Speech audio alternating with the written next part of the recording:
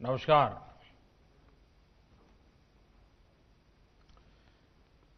FICCI president Sangeeta Reddy ji, secretary general Dilip Chinoy जी, भारत के उद्योग जगत के साथी, देवी और सज्जनों, हम लोगों ने 2020 के मैच में तेजी के साथ बहुत कुछ बदलते देखा है, लेकिन 2020 के इस साल ने सभी को मात दे दी है। इतने उतार चढ़ाव से देश गुजरा है, पूरी दुनिया गुजरी है कि कुछ वर्षों बाद जब हम कोरोना काल को याद करेंगे तो शायद यकीन ही नहीं आएगा। लेकिन इससे भी सबसे अच्छी बात रही है, जितनी तेजी से हालत बिगड़े उतनी ही तेजी के साथ सुधर भी रहे हैं। फरवरी मार्च में जब पैंडेमिक का ये दौर शुरू हुआ था तो हम एक अननोन दुश्मन से लड़ रहे थे। बहुत सी अनिश्चितताएं थी। प्रोडक्शन हो, लॉजिस्टिक्स हो, इकोनॉमी का रिवाइवल हो, अनगिनत विषय थे और सवाल यही था, कब तक ऐसा चलेगा। हर एक के मन में यही सवाल था, कैसे सब ठीक होगा। इन्हीं सवालों, चुनौतियों, चिंताओं उससे दुनिया का हर मानव उसी में फंसा पड़ा था। लेकिन आज दिसंबर आते आते स्थिति बहुत बदली हुई नजर आ रही है। हमारे पास जवाब भी है और रोड मैप भी है। आज जो इकोनॉमी के इंडिकेटर्स हैं वो उत्साह बढ़ाने वाले हैं, हौसला बढ़ाने वाले हैं। संकट के समय देश ने जो सीखा है उसने भविष्य के संकल्पों को और दृढ़ किया है। और निश्चित तौर पर इसका बहुत बड़ा श्रेय भारत के एंटरप्रेन्योर्स को जाता है, भारत की युवा पीढ़ी को जाता है, भारत के किसानों को जाता है, आप सभी उद्यमियों को, सभी देशवासियों को जाता है। साथियों, हमेशा से ग्लोबल पैंडेमिक के साथ एक इतिहास, एक सबक जुड़ा रहा है। जो देश ऐसी महामारी के समय अपने ज्यादा से ज्यादा नागरिकों को बचा ले जाता है, उस देश की बाकी सारी व्यवस्थाएं उतनी ही तेजी के साथ रिबाउंड करने की ताकत रखती है। इस महामारी के समय भारत ने अपने नागरिकों के जीवन को सर्वोच्च प्राथमिकता दी, ज्यादा से ज्यादा लोगों का जीवन बचाया और आज इसका नतीजा देश भी देख रहा है, दुनिया भी देख रही है। भारत ने जिस तरह बीते कुछ महीनों में एकजुट होकर काम किया है, नीतियां बनाई हैं, निर्णय लिए हैं, स्थितियों को संभाला है, उसने पूरी दुनिया को चकित करके रख दिया है। बीते 6 वर्षों में दुनिया का जो विश्वास भारत पर बना था, वो बीते महीनों में और मजबूत हुआ है। एफडीआई हो या एफपीआई, विदेशी निवेशकों ने रिकॉर्ड इन्वेस्टमेंट भारत में किया है और निरंतर कर रहे हैं। साथियों, आज देश का प्रत्येक नागरिक आत्मनिर्भर भारत अभियान को सफल बनाने के लिए प्रतिबद्ध है। लोकल के लिए वोकल होकर काम कर रहा है। ये एक जीवंत उदाहरण है कि देश को अपने प्राइवेट सेक्टर के सामर्थ्य पर कितना विश्वास है। भारत का प्राइवेट सेक्टर न सिर्फ हमारी डोमेस्टिक नीड्स को पूरा कर सकता है, लेकिन ग्लोबली भी अपनी पहचान उसको और मजबूती से स्थापित कर सकता है। साथियों, आत्मनिर्भर भारत अभियान भारत में क्वालिटी प्रोडक्ट्स बनाने और भारतीय इंडस्ट्री को और ज्यादा कॉम्पिटिटिव बनाने का भी माध्यम है। और 2014 में पहली बार जब लाल किले से मुझे बोलने का मौका मिला था, तब मैंने एक बात कही थी कि हमारा लक्ष्य रहना चाहिए जीरो डिफेक्ट, जीरो इफेक्ट। साथियों, अनुभव रहा है कि पहले के समय की नीतियों ने कई क्षेत्रों में इनएफिशिएंसी को संरक्षण दिया है, नए प्रयोग करने से रोका है, जबकि आत्मनिर्भर भारत अभियान हर क्षेत्र में एफिशिएंसी को बढ़ावा देता है। ऐसे सेक्टर्स जिसमें भारत के पास लॉन्ग टर्म कॉम्पिटिटिव एडवांटेज है, उनमें सनराइज और टेक्नोलॉजी बेस्ड इंडस्ट्रीज को नई ऊर्जा देने पर ज्यादा बल दिया जा रहा है। हम चाहते हैं कि हमारी ये इन्फेंट इंडस्ट्रीज भी भविष्य में और अधिक स्ट्रांग और इंडिपेंडेंट बने। इसलिए आपने देखा होगा, एक और अहम कदम उठाया गया है। देश में प्रोडक्शन लिंक इंसेंटिव स्कीम शुरू की गई है। ये स्कीम उन उद्योगों के लिए है जिनमें भारत ग्लोबल चैंपियन बनने की क्षमता रखता है। जो परफॉर्म करेगा, जो एफिशिएंसी से काम करेगा, जो अपने सेक्टर में देश को आत्मनिर्भर बनाएगा, वो इंसेंटिव का भी हकदार होगा।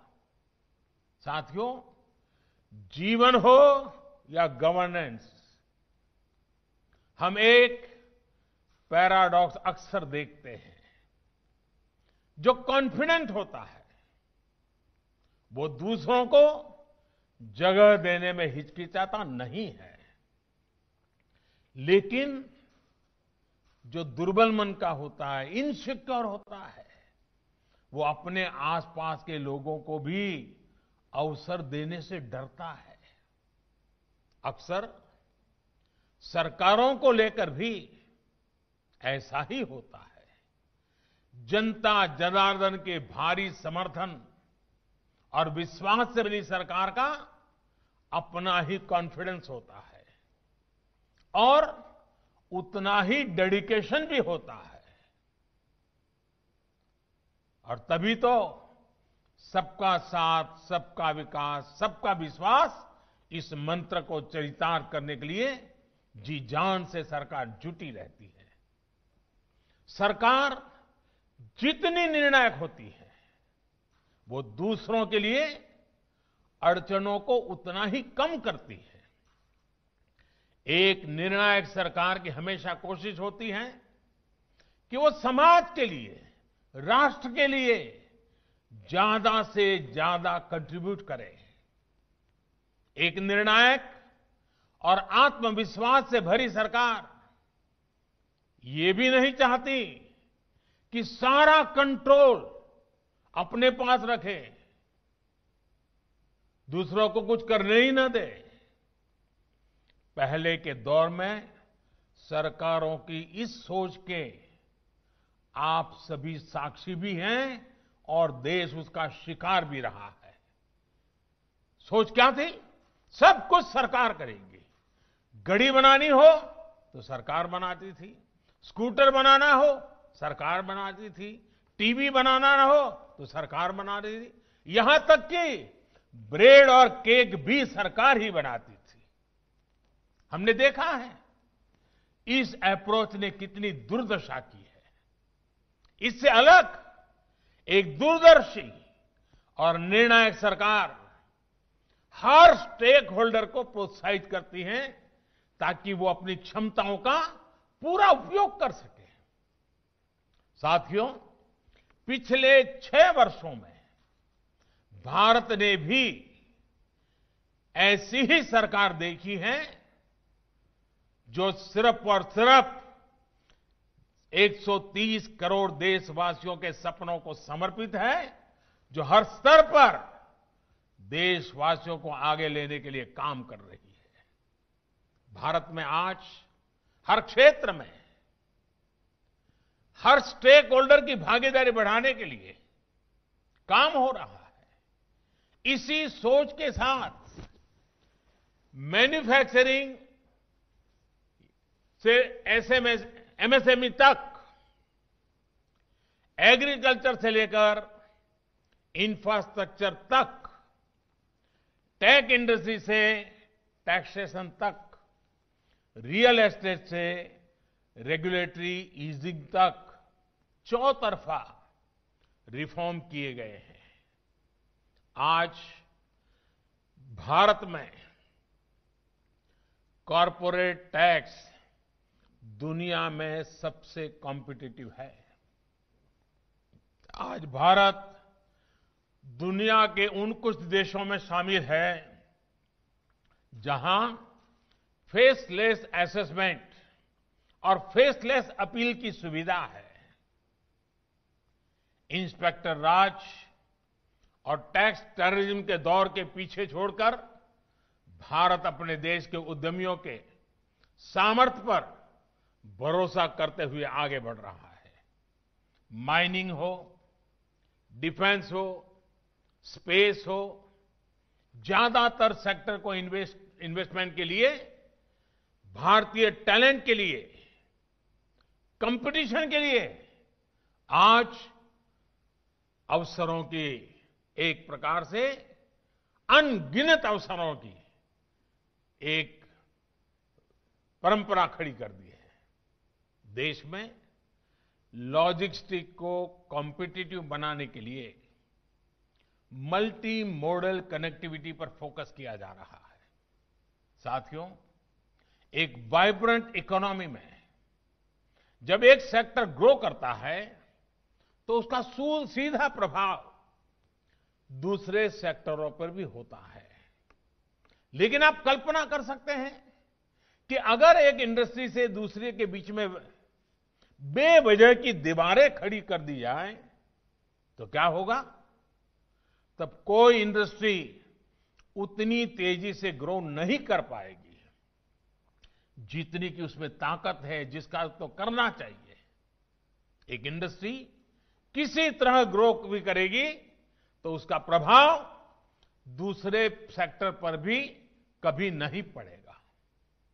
अलग अलग सेक्टर्स में इस दीवार ने देश की अर्थव्यवस्था का बहुत नुकसान किया है, सामान्य मानवीय का नुकसान किया है।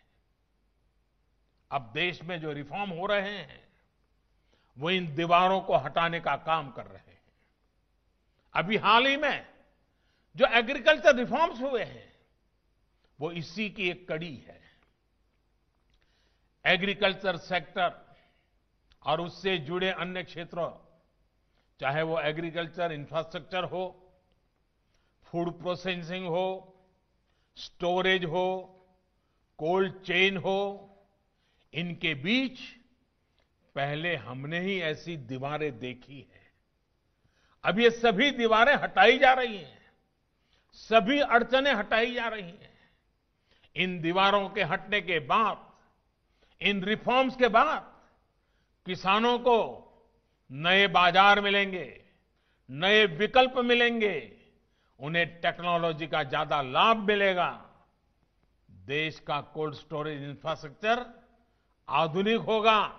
इन सब से कृषि क्षेत्र में ज्यादा निवेश होगा और इन सबका सबसे ज्यादा फायदा अगर किसी को होने वाला है तो मेरे देश के किसान को होने वाला है, जो छोटे छोटे जमीन के टुकड़ों पर जिंदगी पालता है, उस किसान का भला होने वाला है। हमारे देश की अर्थव्यवस्था को अलग अलग सेक्टर्स में दीवारें नहीं, ज्यादा से ज्यादा ब्रिजेज चाहिए ताकि वो एक दूसरे का सपोर्ट कर सके। साथियों, बीते वर्षों में इन दीवारों को तोड़ने के लिए कैसे एक प्लान और इंटीग्रेटेड अप्रोच के साथ रिफॉर्म किए गए हैं, इसका एक बेहतरीन उदाहरण है। देश के करोड़ों लोगों का फाइनेंशियल इंक्लूजन अब हम बैंकिंग इंक्लूजन के से मोस्ट इंक्लूसिव देशों में शामिल हो गए हैं। आप भी इस बात की गवाह रहे हैं कि तमाम अवरोधों को दूर करते हुए भारत में किस तरह आधार को संवैधानिक संरक्षण दिया गया। हमने अनबैंक को बैंकों से जोड़ा, सस्ता मोबाइल डेटा, सस्ते फोन उपलब्ध कराकर गरीब से गरीब को कनेक्ट किया।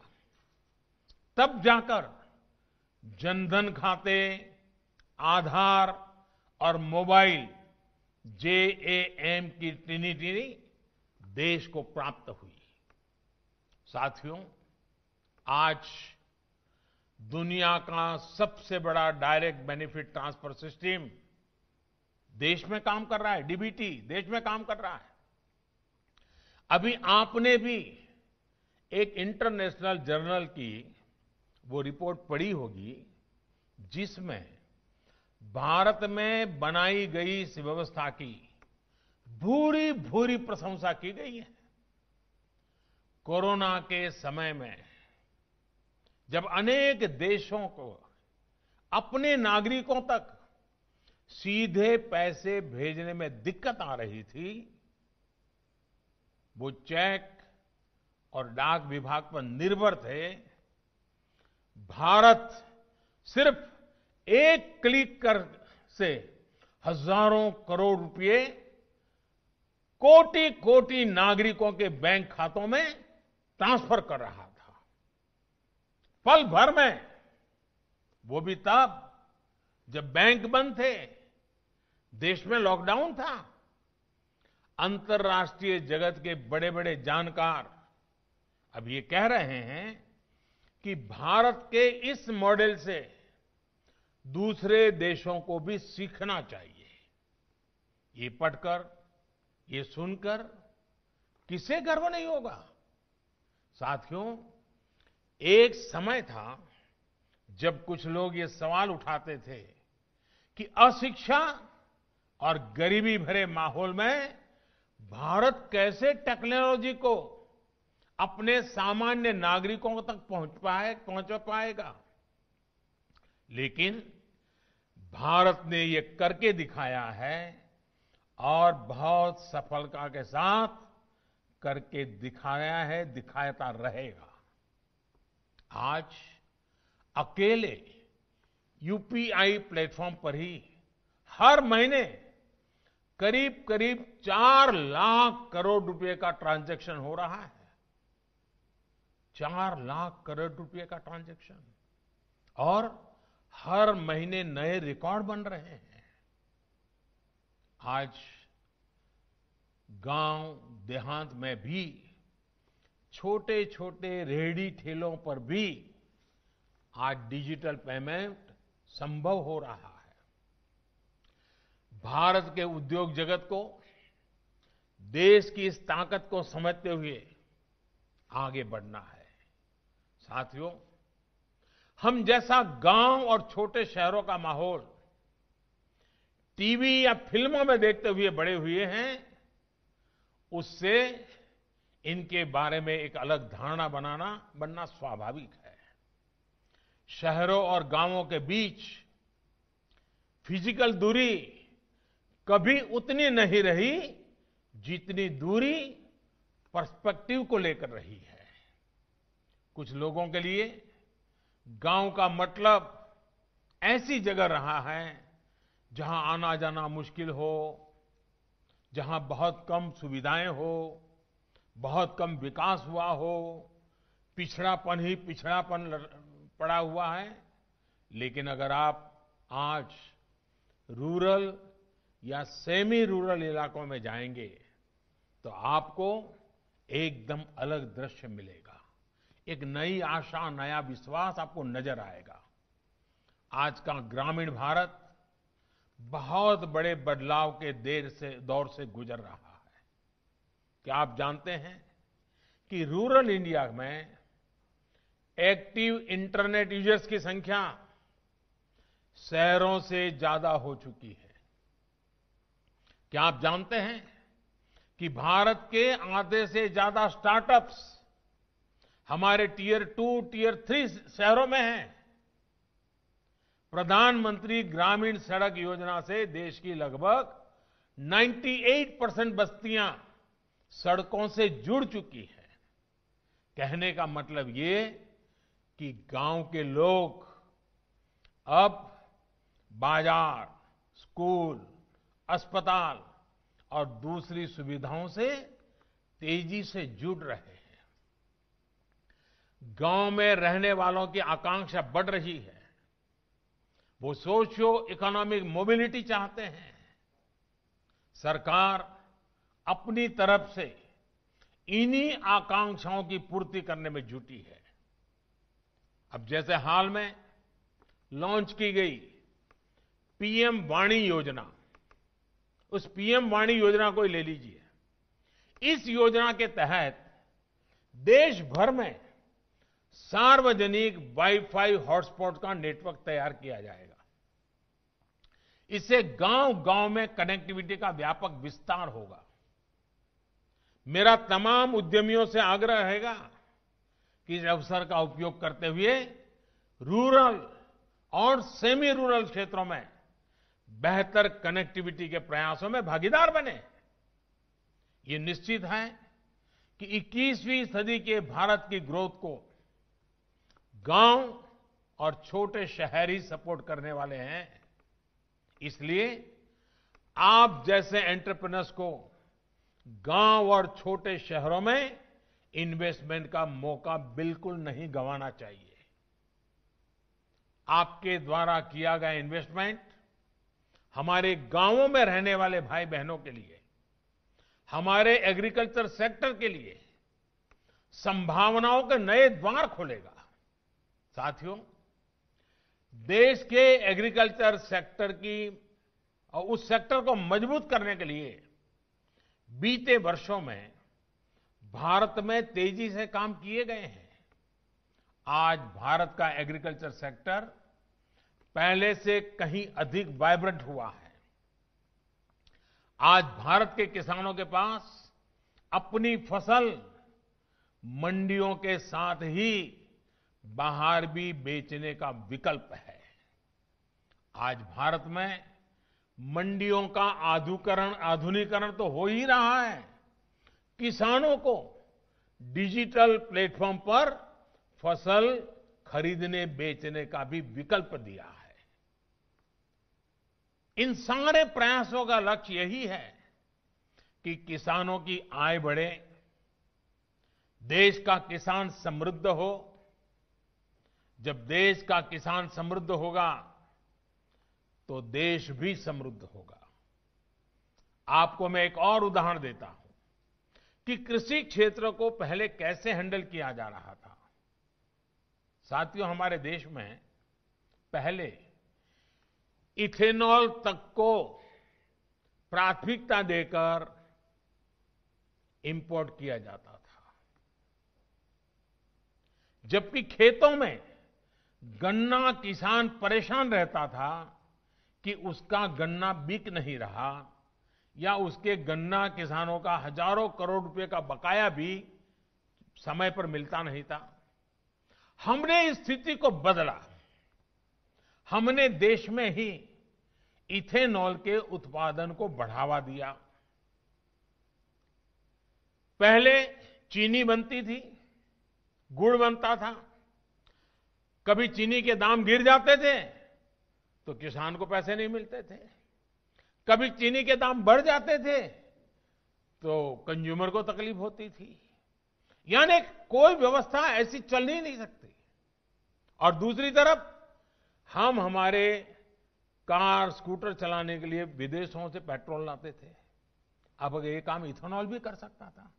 अब देश में पेट्रोल में 10% तक इथेनॉल की ब्लेंडिंग करने की तरफ बढ़ रहा है। सोचिए, इससे कितना बड़ा बदलाव आने वाला है। इससे गन्ना किसानों की आमदनी तो बढ़ेगी ही, रोजगार के भी नए अवसर मिलेंगे। साथियों, आज जब मैं उद्योग जगत के वरिष्ठ लोगों के बीच हूं तो इस बात को भी खुलकर कहूंगा कि जितना हमारे देश में एग्रीकल्चर पर प्राइवेट सेक्टर द्वारा निवेश किया जाना चाहिए था, दुर्भाग्य से उतना नहीं हुआ। इस सेक्टर को प्राइवेट सेक्टर द्वारा उतना एक्सप्लोर ही नहीं किया गया। हमारे यहां कोल्ड स्टोरेज की समस्याएं रही है। बिना प्राइवेट सेक्टर के सपोर्ट के सप्लाई चेन बहुत सीमित दायरे में काम करती रही है। फर्टिलाइजर की किल्लत होते आपने भी देखा है।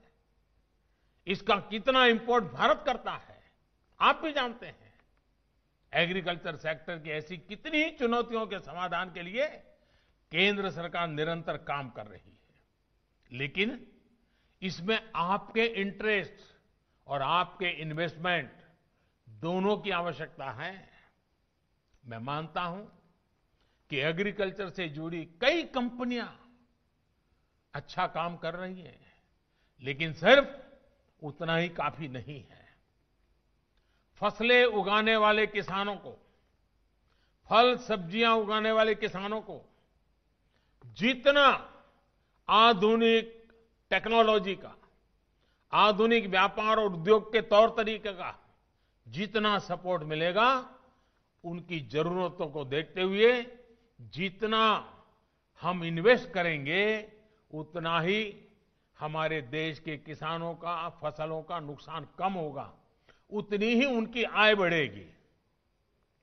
आज ग्रामीण क्षेत्र में एग्रो बेस्ड इंडस्ट्री के लिए बहुत बड़ा स्कोप है। पहले की नीतियां जो भी रही हो, लेकिन आज की पॉलिसीज ग्रामीण कृषि आधारित अर्थव्यवस्था विकसित करने के लिए बहुत अनुकूल है। नीति से और नियत से सरकार पूरी तरह किसानों का हित करने के लिए प्रतिबद्ध है। साथियों, एग्रीकल्चर के साथ ही सर्विस सेक्टर हो, मैन्युफैक्चरिंग हो, सोशल सेक्टर हो, इसमें हम एक दूसरे को कॉम्प्लीमेंट कैसे करें, इस पर हमें पूरी एनर्जी लगानी है। फीकी जैसे संगठनों को इसमें ब्रिज भी बनना है और इंस्पिरेशन भी बनना है। एमएसएमईज को सरकार ने ताकत दी है, आप इस ताकत को मल्टीप्लाई कर सकते हैं। लोकल वैल्यू और सप्लाई चेन को कैसे सशक्त करें, ग्लोबल सप्लाई चेन में कैसे भारत की भूमिका व्यापक हो, इस स्पष्ट लक्ष्य के साथ हम सबको मिलकर के काम करना है।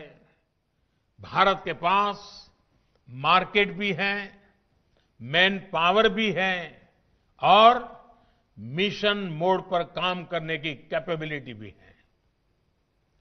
पैंडेमिक के इस दौर में भी हमने देखा है कि आत्मनिर्भरता की तरफ बढ़ना भारत का हर कदम कैसे पूरी दुनिया को लाभ देता है। हमारे फार्मा सेक्टर ने मुश्किल समय में भी ग्लोबल सप्लाई चेन को प्रभावित नहीं होने दिया। अब जब भारत वैक्सीन मैन्युफैक्चरिंग के मामले में आगे बढ़ रहा है, तो इससे भारत के करोड़ों जीवन को तो लाभ, सुरक्षा कवच मिलेगा ही, दुनिया के अनेक देशों में भी नई उम्मीद जगी है। साथियों, हम लोग एक मंत्र से सब परिचित हैं और वो हमारे जीवन के लिए आवश्यक भी है। हमारे यहां कहा गया है, तन्मे मनः शिव संकल्पमस्तु, यानी मेरा मन उत्तम संकल्पों वाला हो। इसी भाव से हमें आगे बढ़ना है। देश के लक्ष्य, देश के संकल्प, देश की नीतियां स्पष्ट हैं। इंफ्रास्ट्रक्चर हो या पॉलिसी रिफॉर्म को लेकर भारत के इरादे पक्के हैं। महामारी के रूप में जो भी स्पिरिट ब्रेकर आया था, अब हम उसे आगे निकल रहे हैं। हम नए विश्वास के साथ हम सभी को पहले से अधिक मेहनत करनी है। विश्वास और आत्मविश्वास भरे इस माहौल के साथ ही हमें अब नए दशक में आगे चलना है। वर्ष 2022 में देश अपनी स्वतंत्रता के 75 वर्ष का पर्व मनाएगा। आजादी के आंदोलन से लेकर आज तक फिक्की की भी देश की विकास यात्रा में बड़ी भूमिका रही है। फिक्की के भी 100 वर्ष बहुत दूर नहीं है। इस महत्वपूर्ण पड़ाव पर आपको राष्ट्र निर्माण की अपनी भूमिका को और विस्तार देना है और व्यापक बनाना है। आपके प्रयास आत्मनिर्भर भारत के अभियान को और गति देंगे। आपके प्रयास लोकल के लिए वोकल के मंत्र को पूरी दुनिया तक पहुंचाएंगे। आखिर में मैं डॉक्टर संगीता रेड्डी जी को प्रेसिडेंट के रूप में एक बेहतरीन कार्यकाल के लिए बहुत बहुत बधाई देता हूं। साथ ही भाई उदय शंकर जी को भविष्य के लिए बहुत बहुत शुभकामनाएं देता हूं। आप सबके बीच आने का मौका मिला, मैं आप सबका बहुत बहुत आभार व्यक्त करता हूं। धन्यवाद। एबीपी न्यूज आपको रखे आगे।